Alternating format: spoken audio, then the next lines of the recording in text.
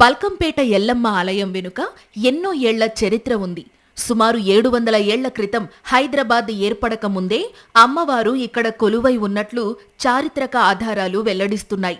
భాగ్యనగర ఏర్పాటుకు పూర్వం ఇప్పుడున్న బల్కంపేట ప్రాంతం పంట పొలాలతో ఉండేది. ఓ రైతు తన పొలంలో నీటి కోసం బావిని తీస్తుండగా అమ్మవారి ఆకారంలో ఉన్న ఓ బండరాయి బయటపడింది.